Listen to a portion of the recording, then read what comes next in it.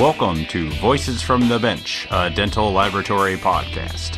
Send us an email at info@voicesfromthebench.com or look for us on Facebook at Voices from the Bench. Greetings and welcome to episode 144 of Voices from the Bench. My name is Elvis. And my name is Barbara. Merry Christmas, everybody. Oh no, this is Monday, so hopefully you had a good Christmas. Happy New Year, everybody. That's coming up this week. Yeah, I went from bubbly Barbara last week to psycho Barbara this week. I hate this time of year in dental technology. It's freaking crazy. Ugh.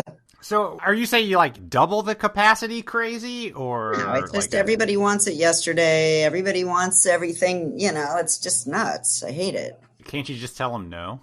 No. Oh, come on, they're leaving the country. They need it by Christmas. Their insurance is going out, you name it. See, and here everyone leaves for Florida. I mean, everyone's already in Florida with you, but they're already leaving to Florida. I'm always telling them, no, I don't do favors for people that are moving to a place that has better weather than I'm in. Well, good for you. So, Barb, you're no longer the NADL president. Your reign of terror is over. Yes, it is. Not quite the year you probably expected. Yeah, why in the world would you want to talk about this on the podcast? But yes, it wasn't the year I expected. It was very disappointing to say the least, but we came together and we got a lot of things done and we made it through it. And it was rough, but we made it. It's super sad though. Could have been better. But... Yeah, there's not a whole lot you can do about it, but you'll always be known as the president of the COVID year. Thanks. Appreciate that. Yeah, and we welcome in Rob Gitman, Yay! Who's taking over the presidency for 2021. Right on. For obvious reasons, I hope he's also not known as the president of the COVID year, because I want COVID to be over. Let's get over Yep. this. So. Wish him luck, let me tell you. What we love in our industry is that we love to showcase everyone's skills and talents. And every year, the Panthera Dental, those are those people that make those wonderful bars up in Canada, they have what's called the Panthera Master Cup, a worldwide contest to have the best of the best technicians compete in making the world's best overdenture cases. Today's episode, we actually talked to two people that I think you were too busy to participate. I think you were running a lab or something, Barb. I don't know what you were doing. Aw. Yeah. Joining the podcast again is our good friend, and I'm going to butcher the name because I always do, Béatrice Robichaud, the co-founder of Panthera and the creator of the Master Cup. She brings with her the second place winner of last year's Cup, Jeffrey Luke, from the Shaw Dental Group in Canada. Jeffrey talks about his experiences going through the process of applying to make the top 10 and having to adapt his knowledge and skills to master the final two arches in the competition. Awesome. And Béatrice talks about the history of the Master Cup, the judging process, and how just about anyone can apply for the 2021 Panthera Master Cup. So join us as we chat with Béatrice and Jeffrey. Hey, Barbara, have you heard about Oradent and their new partnership? You mean Up 3D, Elvis? Exactly. The new P5 milling machine by Up 3D. Is it another private label milling machine on the market? Actually, no. That's the cool thing. Up 3D actually manufactures their own mills. Wow, that's awesome. What is the P5 milling machine offering? Well, for starter, the P5 is a 5-axis, efficient dry mill. All right, so that's super ideal and totally convenient, but what about the quality of the milling? Well, it boasts software that produces high precision and fast milling. It can mill a crown, get this, in 14 minutes. Nice. And the tool life yields about 60 to 80 hours of quality restorations. Wow, that must be super expensive software. Do tell. The cam nasting software is included at no additional cost. Come on! That's a super great cost savings for any lab. Budget friendly without compromising any of the performance. All right, so let's talk about price. Well, the funny thing is it retails for only $18,000. Wow, that's a super game changer for labs of all sizes, big and small. Under 20K, a small lab can now do their own milling instead of outsourcing. But don't forget the medium and larger labs can benefit big time from this too. The Up3D recently opened a home office in California near Oradent. So does that mean the mill ships from California and the remote technical support is also in California? Yes, Barbara, you are correct. All right. Obviously, as always, they are both in the United States in Southern California. All you got to do is call our friends over at Oradent, 1-800-422-7373. Or you can visit their website at oradent.com. We appreciate your support of the podcast, Oradent. Thank you.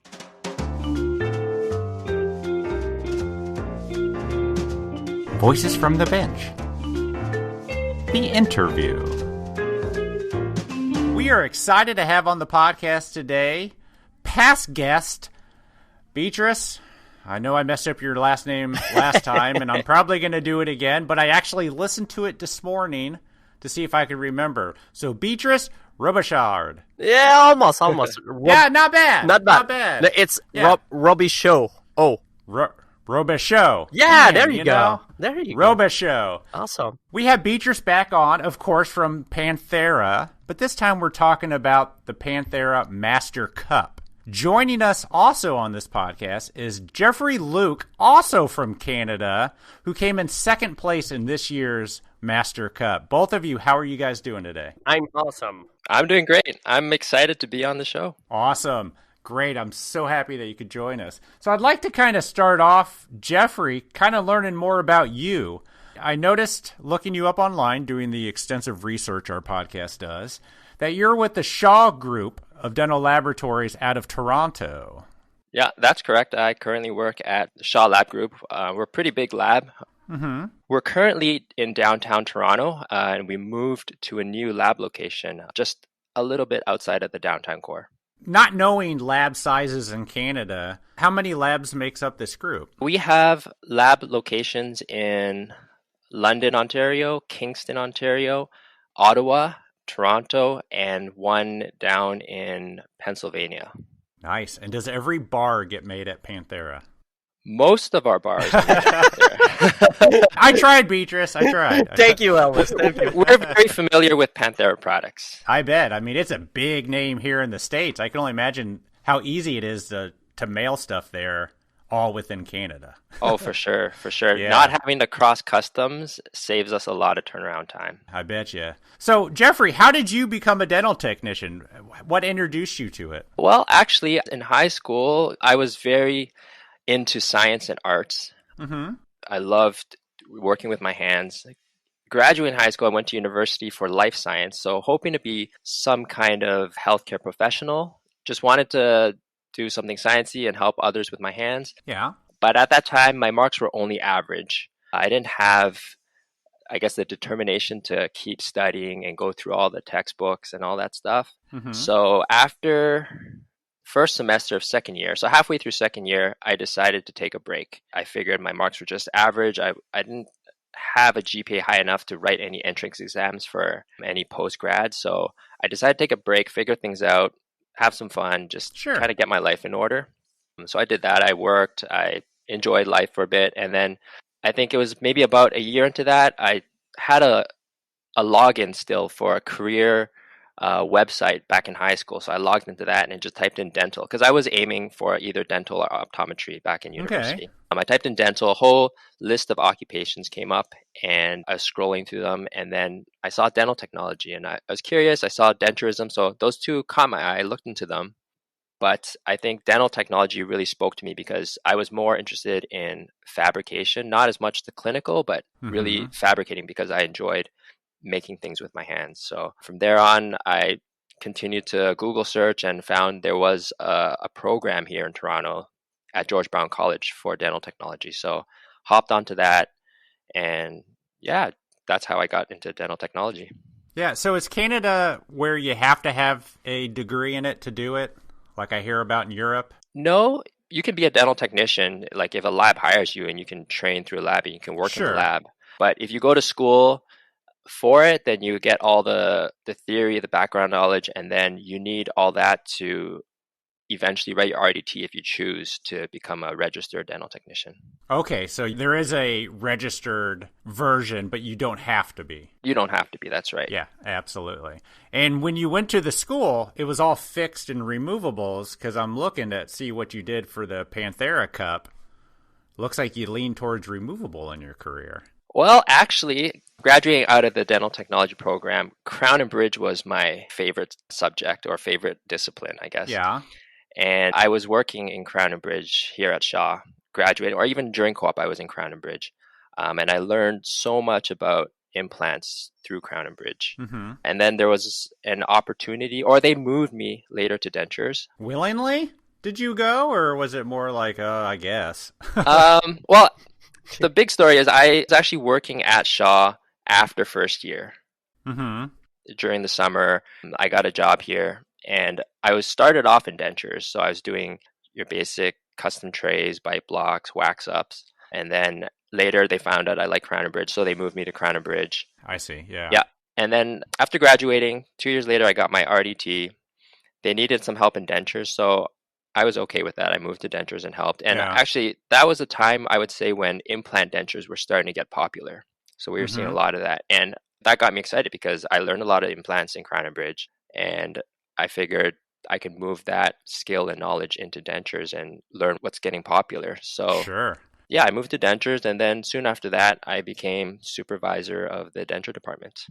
And how long have you been doing that? I've been supervisor for 6 years now. Wow. And I bet you guys do quite a few removables. Is it a majority of what the lab does? Oh, no, we're a full service lab. We do everything. We have a huge growing digital department too now, but we do produce a lot of removables. Yeah. Is it true in Canada everybody gets a free mouth guard? No. No? Because we play hockey? I've heard that part of the healthcare, everybody gets a free mouth guard. Not true? Never heard of that. Interesting. I wonder where I heard that. I'm going to have to research my own stupidity. That's interesting because I figured that's what you guys made a lot of because they were free, but we'll scratch that question, I guess. When did you first hear about the Panthera Cup? I heard about it, I would say, the year Julian Bory won. I followed along. Yeah, 3 years ago. 2 years ago. 2 years. Well, okay. Yeah, exactly. Not last year, the year before. Year before that, that's right. So I heard about it through then, and we use a lot of Panthera products, so I follow them on social media. I think there were some ads up about Panthera Master Cup, so I heard about it when Julian won. And actually, I applied last year, 2019, for the Master Cup. I didn't make the cut, but I was okay with that because I would say Shaw Lab, we're fairly production level, so we don't do a lot of high-end boutique stuff. We do a lot of dentures. I'm pretty confident with my skills in dentures, but I wasn't that confident enough with my composite, all that, high-end aesthetic, realistic looking stuff. So I was okay not making the Panthera Master Cup 2019 because I thought, I could have some time to practice those skills, looking more and grow those skills. So 2019 happened, and then I think it was the end of 2019, December, they advertised for the upcoming Panthera Master Cup. And at that time, I was still a little hesitant to apply. I had a lot of things on my plate. We actually were expecting a new member into our family who was born in March 2020. So I had my hands full with that and just the lab growth and heading up digital dentures in the lab here. So I had a lot on my plate. I was kind of hesitant to go for it, but I was encouraged. My wife supported me. And I think there was also a chance to win an articulator if you applied. And that's what tipped me over the fence. I really wanted a free Stratus articulator. So I thought, nothing to lose. I'll apply. I might even win an articulator. So and then a few days later, or I think it was a week or so later, I got a call from Beatrice telling me I made the top 10. Oh, Beatrice, you make personal calls. Every year I take time to call all the top 10 we have to, announce that they're the 10 finalists that will participate in the contest. And I'm super happy to hear what I'm hearing right now from Jeffrey, knowing that he did try once and then the second time, and it just I don't know if any of you follow, like America Got Talents and stuff like that. It's quite often you see people coming 1, 2, or sometimes 3 times, and where people say, I use that time, to get better and so on. And I do remember, Jeffrey, when your application, the picture you provided and so on, it was like no brainer that you had to be in the top 10 for us. It was, so it's that guy have a chance. So we have to pick him. So when you submit, it's just one picture, a series of pictures of something you fabricated, or what's the process like? Well, no, there was an application. We had to fill out a short paragraph of why we want to participate in the Master Cup. Mm-hmm. And you just wrote, I want a free articulator. Actually, I didn't add that in. But I think there was another section on what we do, and then we had to submit 2 past cases that we did with photos and an explanation of the case and how it turned out. Yeah. So how many applicants did you have to go through, Béatrice, this year before you narrowed it down?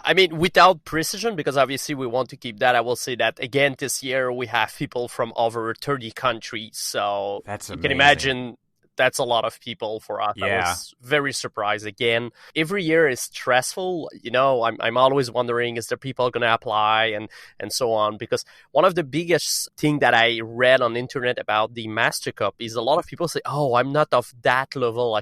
I don't feel confident enough to have a chance to win. And at the end of the day, what I learned, and Jeff will be probably able to confirm that, is every time people are like, wow, I'm surprised I made a top 10. I'm even surprised I made a top 3. I was sure I was not of the level. And at the end, when you do a contest like this one, what I've seen within now our 4th year is, yes, people start the contest with a certain level of skill, but they do learn a lot during the contest to be able to get that point. So they're not wrong saying that they do not have what it's need to win, but they learn it during the contest because now it's a reason to learn more about implant-supported denture.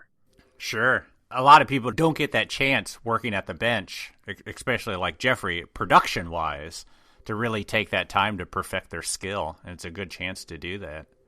So, Béatrice, tell me why you started the Panthera Cup, because it's been going on for, 9 years? No, 4 years. The company's been 4 years. Yeah, it's 4 years. It's not that long. Even on my side, I'm still surprised the success we have. So, next year will be the 5th one. Uh-huh. I started because my father originally is a dental technician. And my father always been into implant bars. He used to cast them when I was little young. I remember I was not even in high school, that I was working in my father's lab with him, playing around with wax, and my father was doing denture and implant bar like any children of dental technician happen. You spend your weekend in the dental lab. And I was kind of fascinated by my father's work because I kind of hated it in the fact that this is so boring doing denture.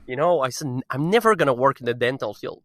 But I wanted to give back to my father's profession because I realized that dental technicians are way too often forgotten in the whole dental community. In the fact that the big company are always talking about the dentists, they're pushing the dentists. We even start to see big implant company trying to go over the dental lab to sell directly to the dentists and so on. It's like the profession is sometime not even considered. Yep. And I wanted to change that. And also, I wanted to show people that, yes, a denture, teeth, acrylic teeth and wax and so on can be a high-end product. It doesn't need to be pure zirconia and ceramic. There's still room for high-end quality denture.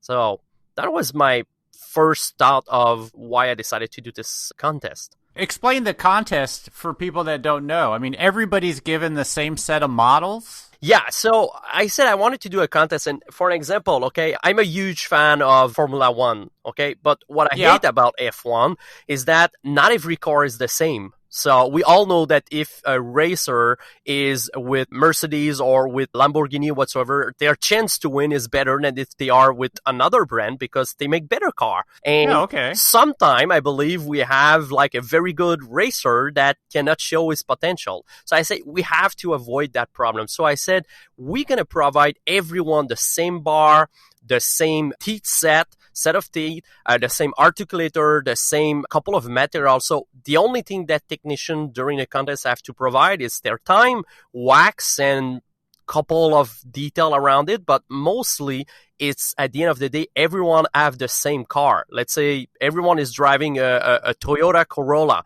But now let's find who is the best driver. That was my concept. So that's why we provide everything.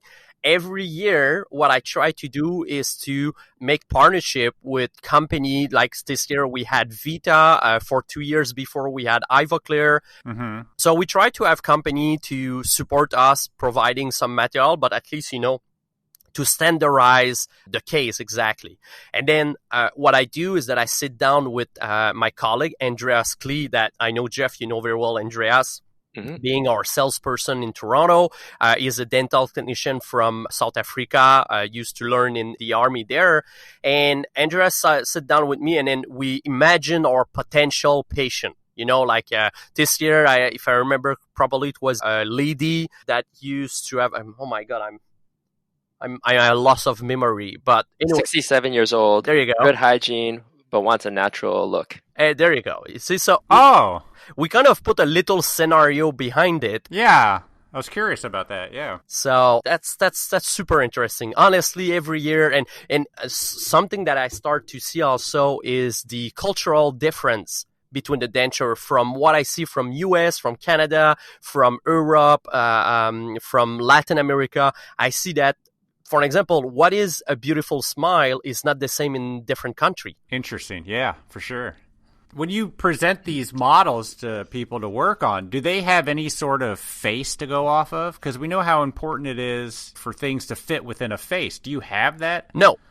So it's just straight off the model, best you can do. Exactly. At least I know it could be helpful to have a face, but at least it's everyone has the same step. As a matter of fact, if you look 2 years ago, Julien Barry decided to draw his own face, and his video was quite amazing because he started to draw the smile that he wanted to create and slowly start to draw the face around it he filmed himself in a fast speed camera, and at the end we recognize Barack Obama. Oh, that's hilarious. Oh, wow. So the description of our patient for him make him remember Barack Obama. So he imagined what he was doing, the smile of the last American president. So I think that's why Julian was amazing that year also, the fact that he created the face, that he was imagining that smile. That's interesting. That's a real interesting way to do it. So Jeffrey, how long was it before they sent you these models, and what did you think when you first opened this box? It was probably the next month. I think we got the models in January. We actually knew about the products before because part of the Master Cup advertisement, they would say this year we're working on, a pectin Diamark bar with a Dolder bar. So all the info is already presented on what the contest is going to be about. And actually, that's why I was interested in 2019 because I've done a few integrated bars and I felt super confident with the integrated bar. So that drove me to apply back in 2019. What bar was it this year? This year was the Diamart with a pectin superstructure, and then the lower arch was a Dolder bar. Interesting. Did you have experience with those previously? Dolder bar, yes. I've done a few Dolder bars. The Diamart, no. Especially with pectin. I think I spent the first month of the contest just researching pectin, how to use it, how to bond, how it behaves, because this was my first time using pectin. And they don't provide any practice pieces, do they? No practice pieces, but they do provide some information on cementing the bar, or there is some information on how to use it, but I had to go and research more on materials for priming it and just bonding and other things. Yeah, did you feel that you were at a disadvantage with it being a bar you weren't familiar with? Or did you feel pretty confident that you could tackle this? I felt a little nervous, sure. A little overwhelmed at first. I wouldn't know what to do with it if you put it in front of me. Yeah. Yeah, I felt like an underdog because I work at an almost production lab and I don't get to do as many boutique studio cases. So I felt a little intimidated seeing the competition and then having the Diamart bar there. But I think what Béatrice mentioned, a lot of people learn and grow from this contest. And I learned so much working in this contest and working with the materials. And I think I developed a lot of skill through this contest. Yeah, you'd have to. Beatrice, how do you guys decide what bar to use every year? Well, it's as I said, I sit down with my colleague and we try to think about stuff. Obviously, there is some, we'll say, honestly, there is some marketing aspect behind it. Like this year, we were able to secure a partnership with Sandré Métaux. So since Sandré Métaux is the original provider and inventor of the Dollar Bar, it was obvious for us to go with the Dollar Bar with Gold Rider to, support our sponsor in that part. And on the opposite, as a matter of fact, we had Vita with us. And as we know, Vita now is working hard to promote their composite material. I heard good feedback from some other technician around the market saying that Vita composite was a very interesting material. So I say, okay, how we could put that ahead in the contest and create something. So that's where we came with the idea to do our Diamond bar, because it can be with a pectin structure.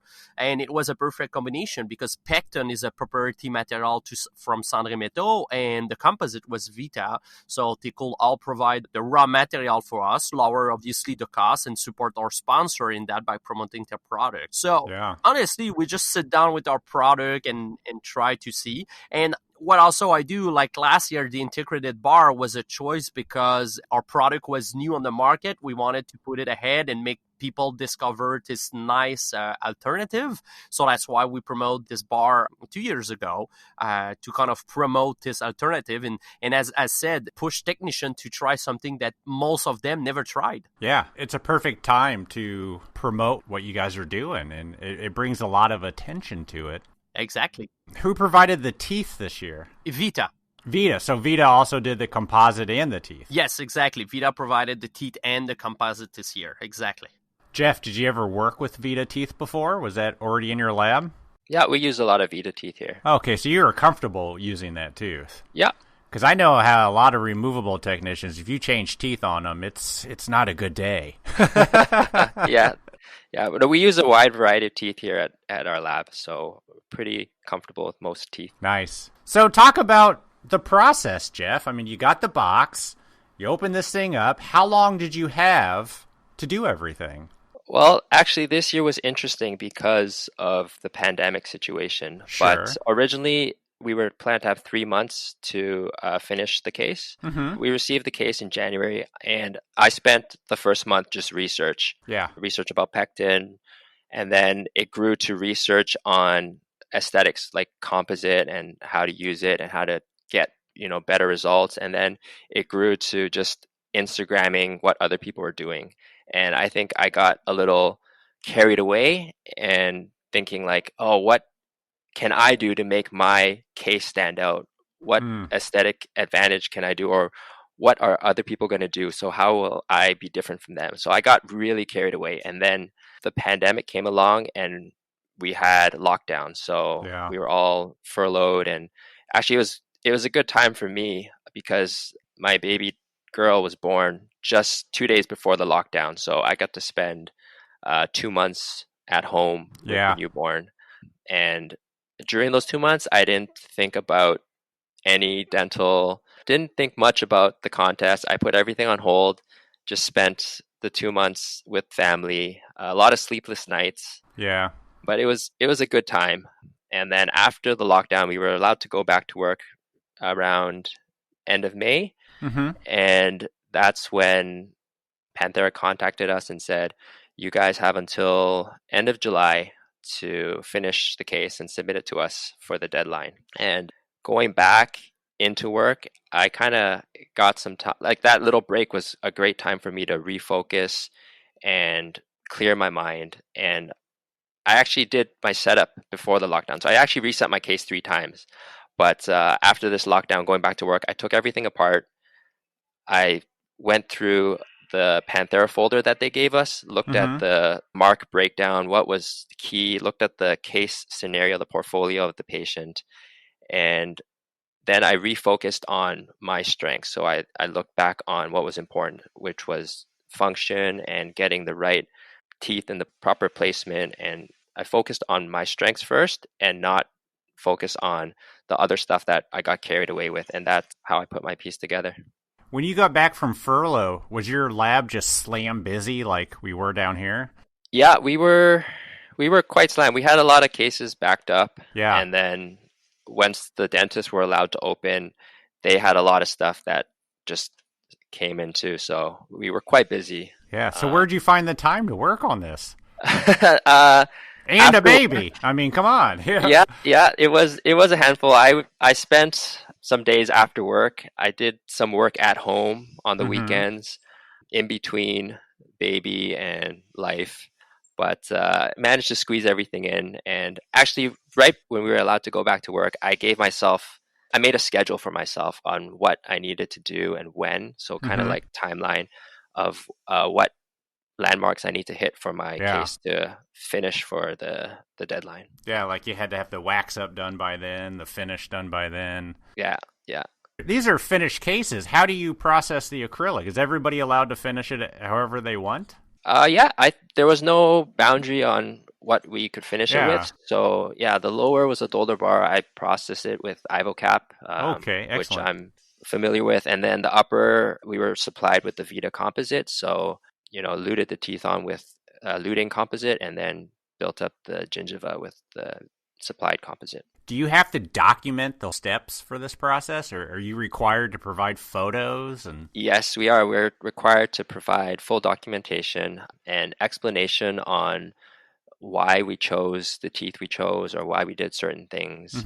Photos, documentation, and actually this year for my contest, I made a video of the entire process, like from a mini unboxing to mounting to setup, and I put it all together as one big video. And it also, like, part of that was because I like making videos, but I also wanted to show other people what this contest was about. Like, I have a lot of friends who asked, what's this contest here and what's this Master Cup? And I would tell them, well, I'm making a denture, implant bar denture, and they wouldn't really get it. So I decided to make a video so I would show them and they would better understand the contest, but also what we do as dental technicians. Yeah, it's a great way to promote the industry. So Béatrice, do you have people that submit that are pack and processing the dentures? Do you have anyone that microwaves them? I mean, do you see all sorts? We see all sort. As a matter of fact, we see all sort, all technique. As Jeffrey says, there's no limitation on that. There's no boundary. So people will use what they're either comfortable with, or as a matter of fact, sometimes they want to challenge themselves. So they will use different technique. Last year winner, the lady that won last year, she confirmed that she used a new technique that she was not familiar with. And as a matter of fact, it worked. I mean, she ended first. So yeah. But yeah, no, we've seen everything, honestly. And as I said, I'm always surprised to see that every year we pick 10 people. Every year we have 10 totally different cases. Even if they have the same teeth, the same bar, it's completely different from one to another one. That's cool. I mean, that's really just shows how creative our industry is and how unique everybody is. I mean, I've always said that 10 people can make the same crown, but they'd all look different. And it's no different than dentures. Exactly. For sure. Yeah. So, Jeff, you had a list of the criteria that the judges are going to be looking at, right? Yep, that's right. So, Béatrice, what is that judging process like? How do you pick judges? Is it always the same, or? So, during the last 4 years, we had to be creative with the judging. So, normally what we used to do is that we used to have Andreas, my colleague, that was one of the jury member, and then we used to pick 4 other in the industry. We just went by, reputation, knowing that he knew at the end of the day, any dental technician or dentist are able to follow the grid and put their thought on the case, because everybody is trained to recognize a nice denture. And when you follow a grid of criteria, it's easy for a jury to say, okay, this is really a very high-end result versus our middle or low end, and to compare. Normally also, since the second year, we decided to use the winner of last year to bring them on the jury board. So Mark Williamson was our first winner on the first contest. On the second year was the judge. Julian Burry was on the third, and so on and so on.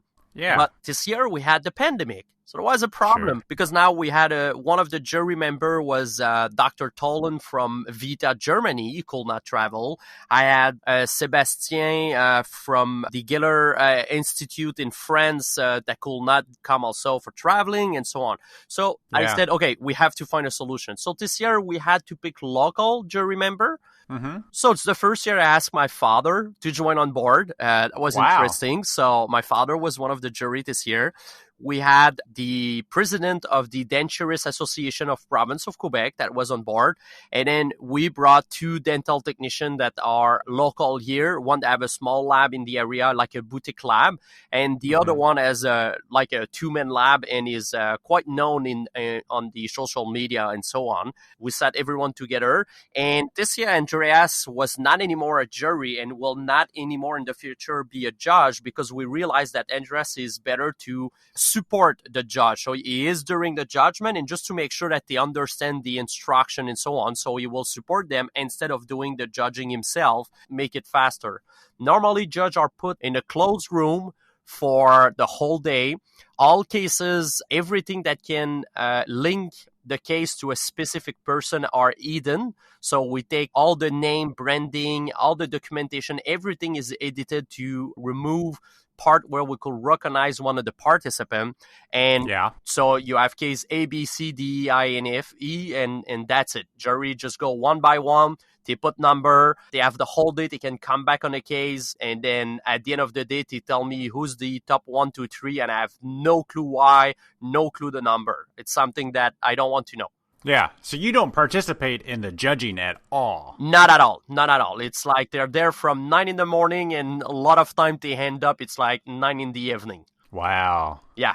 Do you remember what letter Jeffrey was? Not at all. I don't remember. The only thing I was told is that it was quite a challenge year for the jury member. The top 3 place was like, we're talking about less than 5 points. That was between the first, second, and third place. Wow. So it was very tight. But at the end, as the jury, they have to decide a winner, a second, and a third. And what I was told is that it was hard for them because they don't know who's there, and then we realized that putting someone in the first, second, and third place can be a life-changing situation. That's what we believe. Yeah, but you have a lot of people from around the world. How did you handle them writing their documentation in other languages? Were they translated? We take care of that. We have a local company that can translate from pretty much any language. Wow. And we just translate everything. If there's, let's say, a nice book or a video, we just put the text, the translating text, so they can follow. And jury are well understanding that they should have to understand that it was probably done in their first language to make it the best of what they can come. And there's no disadvantage of doing that. Yeah, that's interesting. I mean, you really got to make sure everything's included. So the criteria that everyone bases off of, who came up with that criteria and what is the criteria? I don't know. Maybe, Jeff, you can tell a little the criteria from your point of view. Beatrice is really out of the judging. She has No. I know. I mean, it's my colleague Andreas that done it, but just to remember the audience, I am not a dental technician. I know sometimes I teach dental technician, but I never touch a teeth or wax in my life, except when I was a little kid. So for the criteria, there was a section on model analysis. So they wanted to see landmarks, little markings that we made, which would lead to how we did our setup. So model analysis was one. A description of why, I think it was a description of why we chose our teeth, or yes, exactly. The mold, the shade. Oh, so you can choose any Vita tooth. It wasn't like... Well, it was any tooth from this year was the Lingo Form and the Excel. Yeah. Oh, I thought you guys were provided cards. No. Interesting, yeah. Yeah, so we had to choose a tooth mold and shade and explain why we chose that. And then a part of it was the function. So we had to have working and balancing, made sure we had full centric occlusion. And then there was criteria for characterization and I guess pink composite, just the aesthetics. Yeah. And lastly, model work. Made sure the model work was nice and clean. The articulator was nice and clean. Did you have to pour up the models yourself? No, the models were 3D printed. Oh, really? Interesting. All by Panthera. So they had the models printed. Analogs were in there. The tissue material was on the models as well. Very nicely done by Panthera. Yeah, I bet. They do some nice work. Thank you, Jeff. I will imagine how nice those models were. So yeah, Jeff pointed out. So you have the average. The thing I was told by the jury member in average is that function is the most challenging criteria that every participant had to deal with in the 4 year of the contest. That's where people lose majority of points. Yeah. Aesthetically speaking, honestly, every year people are making amazing, wonderful, beautiful work. But at the end, it is a dental technician contest, not an aesthetic contest. It's part of, and it is, as a matter of fact, it is a point where I was told that a lot of people lose few points, but just, that's exactly those kind of points that make a difference being in the top 3 or not being in the top 3 is function. Yeah. So that's what is important to you. And obviously, if Jeff was able to make second place, it's because function was a rendezvous. Yeah, it's got to be more important than aesthetics in the grand scheme of things. While you want it to look beautiful, it's got to function. And you mentioned that these models are based off of a live patient. Yes. Originally, every of our model, we didn't create a false. They are mix and match from real patient, but the upper and lower are not always the same person. We sometimes cheat with the model, and the bite is always provided, by the way. So they really have a false situation, but are based with real life patient. And they're all required to do it on the same articulator too, right? Yes, exactly. This year we switch. We used to have the Stratus. The Stratus from Ivoclar, and this year we went with Armand Gearback, my God, I have Artex. The Artex. CT. Yeah, exactly. Artex CT. Beautiful articulator. Beautiful. Absolutely. And all 10 of them get it. Yes, exactly. Well, the articulator is land for the contest because obviously there's high cost in articulator. So they have to send it back. And yes, the top one win an articulator that was provided this year for the Armand Gearback one. Exactly. That is so cool. It is. Any hopes of taking this digital? That the cup will one day be a digitally designed or digitally fabricated denture? Or do you think we're going to stick analog? I think we're going to stick analog. And why that? Because I think that to be able to make beautiful piece of art on a computer, you have first to know how to do it without the computer. Yeah. I agree to that. Nothing's coming out of that printer looking as nice as these things I see on your Panthera. I don't think it will happen soon. Yes, 3D printing is getting amazing. Yes, you can have a very nice 3D printed denture or mill denture today. As Jeff said, if your production lab, it is way better than expected. But at the end of the day, once in a while, we want to make the best one. And remember, the contest is a showcase. It's like a car company. They make those amazing supercar, but as a matter of fact, they don't make them to make money. They just make them to show, look at what we could do. Yeah. So imagine what we do in our regular day-to-day work. Yeah, Jeff, you're not making any of these type of dentures at your lab every day now? Not full gum composite, realistic, but we try our best with regular acrylic and try to make that as realistic and aesthetic as possible. Yeah. So after your experience going through this and getting second place, I don't think I've mentioned, congratulations, by the way. Thank you. What advice can you give to other people looking to do the Panthera Cup? My biggest advice is apply. I definitely felt like I wasn't ready. I felt like I didn't have as much experience as my fellow competitors. But yeah, the biggest thing is it doesn't hurt to try. No, absolutely. And who knows, your strengths could be better than the others, right? And it comes down to function. We see all this beautiful product, but deep down, function is a huge part of our job. And that's a core value of dental technicians. Yeah. I'm curious, the initial photos you sent in to apply, was that regular work you were doing, or did you do that specifically for the Panthera Cup? For the application? Yeah. It was actual work that we've done before. They asked for real cases that we've worked on, and I didn't prepare any cases specifically for the That's Master cool. Cup. Is that a requirement, Beatrice? What is required is that we can see the potential skill or applicants. So it doesn't matter if they want to create one for the application, up to them. What I want to see is that do you have what it get to be there on the aesthetic point of view?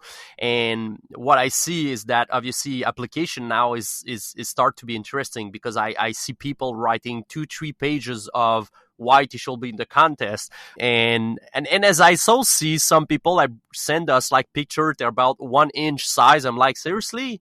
How can I show your talent on that? I like, send me full high resolution picture. It's not that hard, not today with the iPhones and so on. You can provide me a couple of nice picture, and there's a lot of possibility during the application to convince the selection jury to pick you in the top 10. So it's like go ahead, do everything. Even if you think it's too much, it's probably not too much, because a lot of people push hard to get a place. But at the end of the day, obviously, what you show us will help us say, okay, aesthetically speaking, that person have a very nice potential to do. And if I remember, because I am involved in the selection jury, if I remember, Jeffrey, I think you sent us a case that was regarding a cancer patient. Am I right? I think Trauma? It was a case. Yeah, she never had teeth, and she never had teeth her entire life, and there was some trauma and a few things going on below the skin, and we did a lot of work to get her with a really nice smile that she's happy with. I remember seeing that person probably know what function is. Because your case it was a function case with a difficult patient. So obviously it was a very good choice to pick that one, Jeffrey, because it did help to get you on the top 10 and end up in the second place. Amazing. Yes. Yeah. It stands out rather than that technician that just sends in 2 Polaroids from a dark room of some dentures sitting on a desk. Yeah. I'm sure you get those. We do, as a matter of fact. We do. Less and less, but we do. That's awesome. When's the next time for people to sign up for next year's Panthera Cup? Does that always happen in January? No, well, obviously with the pandemic, everything is kind of mixed up. So I'm not right now. What we did is that you can already pre-sign your interest on pantheradental.com. You go on the Master Cup section, you put your name and email, and as soon we launch the opening to deposit a candidate, you can sign up. But this year we had something new also, is that now you can, if you don't believe you have what it takes to do it, but you have a good friend of yours that should apply but is like, I'm not sure, you can put their name there, and we're going to try to convince them to join on board. Oh, yeah. So that's something we wanted to offer. So sometimes it might, give the little kick, to say, you know what, my friends say I should try it. Why not? Let's try it. And as Jeffrey say, just apply. You never know where it's going to lead you. And the first winner, Mark Williamson, on the first year said exactly the same thing. He says, I did that. I was sure I was not even going to be the top 10, and I was sure I was never won. And he won the first place. And it's totally changed his life, according to what he say. Yeah. What about you, Jeff? What's next on are you going to start the speaker route and start getting up on stage talking about the work? And maybe, I don't know. I'm doing this podcast now, so there you go. The beginning of the fame, I guess. Exactly.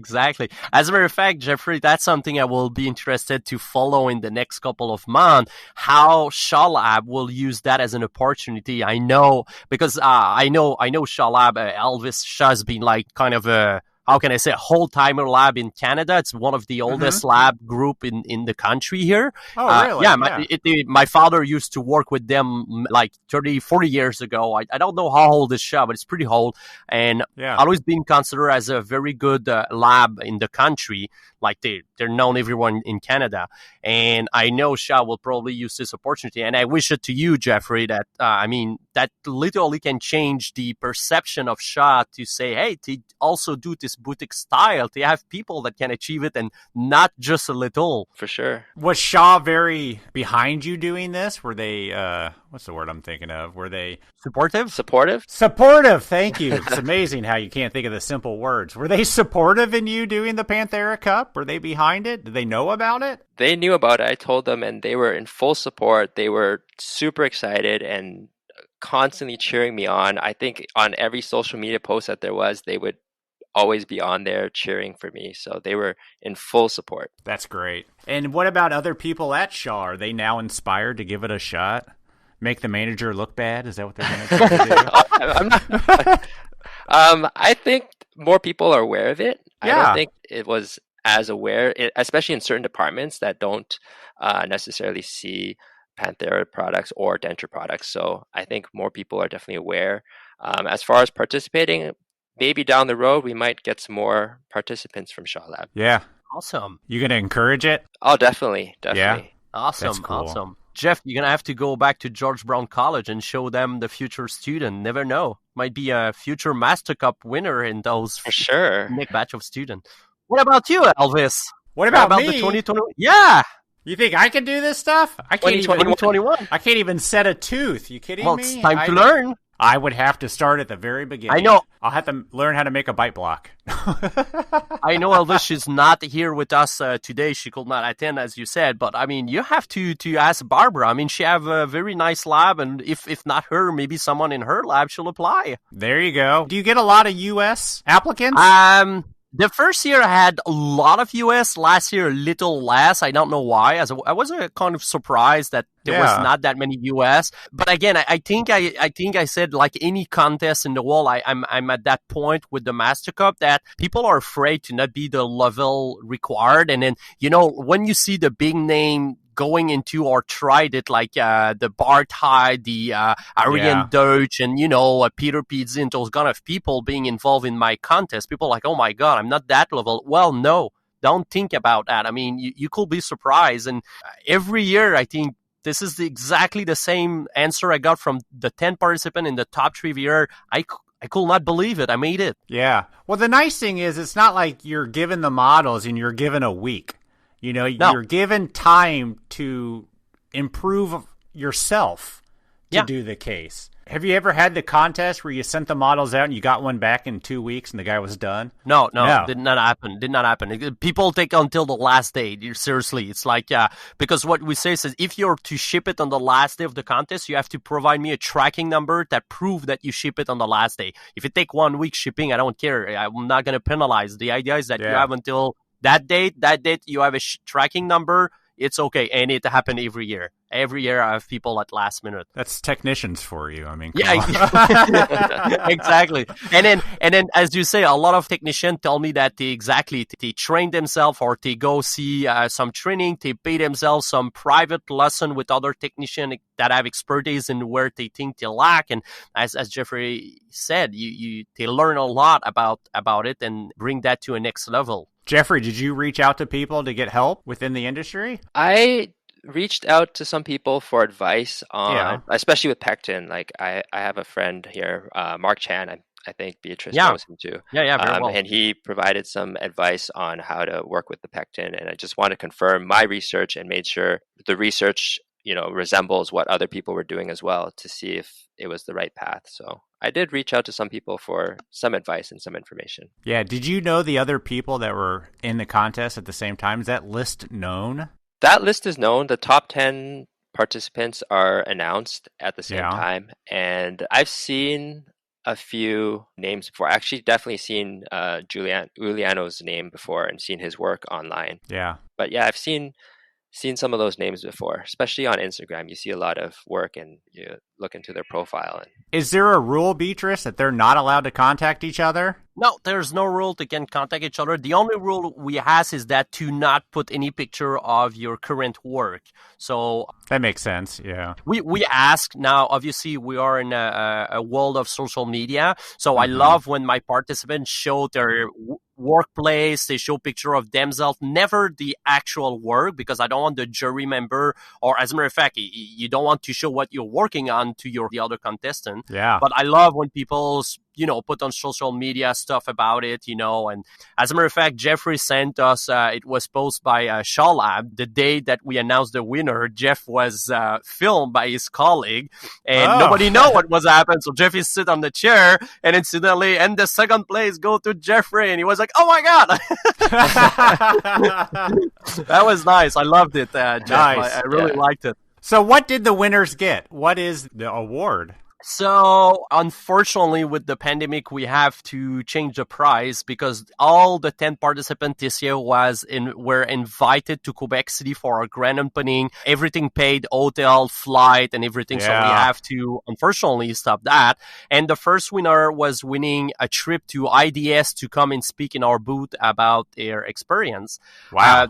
The winner was winning also an articulator, and we had also a coupon to buy stuff from Vita, from Sandre Meto.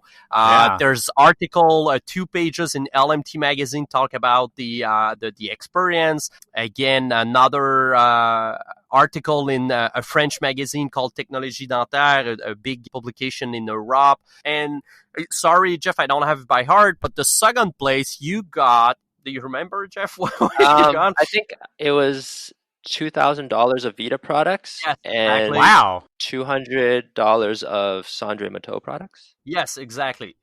That's and a guest spot on a podcast. And a guest spot on a podcast. Sure. And a guest spot. And I know I'm looking at the time. I know we're getting to the end right now, and I would love to do a surprise to Jeff if you allow me, Elvis. Absolutely, please. I just take a decision 45 minutes ago. So I heard your story, Jeffrey. I think you get in the contest to get an articulator. Well, here it goes. I'm going to give you a free articulator to thank you to promote the contest with us today. Oh, wow. Thank you very much. There you go. You got it. That is a great surprise. I got that articulator. The whole reason you did this thing. I'm going to pack one. And as a matter of fact, when we're going to send the case back to you, the articulator will be still on the case. It's yours. Thank you very much, Beatrice. You're welcome. Awesome. That is awesome. That's awesome. So everybody gets their work back. Yes, well, as a matter of fact, this is the best prize of the actual contest. You keep everything at the end. Nice. Jeffrey, what are you going to do? Put it in the baby's room? Hang it from the rearview mirror? What are you going to do? I might display it in the baby's room. Inspire her to maybe become a Master Cup winner one day. That's awesome. As you should. Every technician should be raising their kid for our next generation. But I think, Elvis, honestly, I think this is the best prize of the contest because you keep everything. This is one of the best visit card for a technician to have done a case like that. You know, it's like, it's part of your CV. It's your resume. It says, how good are a technician are you? Well, like that. Boom. Yeah, you walk into my lab showing that, and, well, you're overpriced for here. But it shows how great a work you can do. That's amazing. Yeah. Thank you so much for coming on. Beatrice, again, thank you for coming on the show. We love what you're doing in Panthera. Thank you, Elvis. Not only do I use you with our lab, just what you're doing in the Panthera Cup, super cool idea. And I love that it brings the industry together. Jeffrey, great to meet you, sir. I loved hearing your story about participating and what you're doing up there, and just keep doing what you're doing, man. Thank you very much. Thank you for having me on the show, and thank you again, Beatrice. That is awesome. You're welcome, Jeff. Yeah, nobody walks away from the podcast empty-handed. No, I'm just kidding. Thanks, Beatrice. But thank you so much, and we can't wait to see what good things come of you, Jeffrey. Thank you. I look forward to it. And Beatrice, we'll talk to you again real soon. I'm sure of it. Awesome. Thanks, everybody. Bye-bye. Bye. Bye-bye.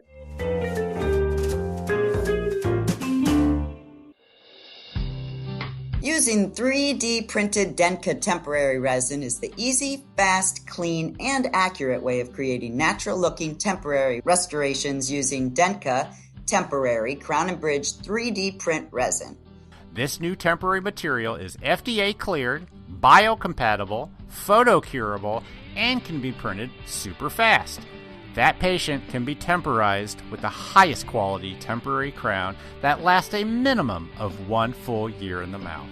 Dentca Crown and Bridge Temporary features excellent lifelike aesthetics and shade matching capability with Vita shades A1, A2, A3, A35, B1, B2, and Bleach. Dentca Temporary Crown and Bridge resin is validated for use with the Asiga Max, Asiga Pro 2, Asiga Pro 4K, and the Whitmix VariBuild printers. And it's also validated for the curing units Uvatron, Sunray 400, and IntelliRay 600, and the CureBox Plus. For more information, visit Whitmix.com. We appreciate your continued support of the podcast, Whitmix. big thanks to Beatrice and Jeffrey for coming on our podcast. I'm so sorry that I couldn't be a part of that conversation. It was super interesting. The Master Cup is an amazing opportunity for removable technicians. Head over to pantheradental.com/master-cup to learn more about this contest and to either pre-register yourself or suggest a fellow technician you think would have a chance at making the top 10. Just remember, anyone at any skill level has a chance to win. And if you haven't tried a bar from Panthera, you should. They have amazing fits and they look absolutely beautiful. And I would love for someone to tell me where I heard the rumor that everybody in Canada got a night guard with their health insurance. Didn't somebody tell us that on the podcast? I don't think so, but... Okay, maybe I'm just making it up. I don't know. Maybe I'm just so out of tune of what's happening with our friends up north. I don't know, but I thought I heard that everyone got a night guard with their health insurance, which makes sense. It's good preventative. Aw, gotcha. So everybody, this is the last episode of 2020.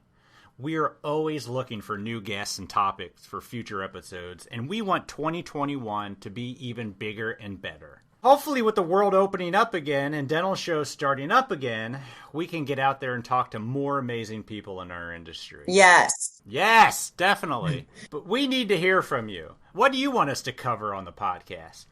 Who do you want to hear from? Do you have a story to tell? Reach out to us at info@voicesfromthebench.com and let us know how we can make 2021 the best year yet. All right. Happy New Year, everybody. Happy New Year! We'll talk to you next week. Bye. Have a good one. Bye.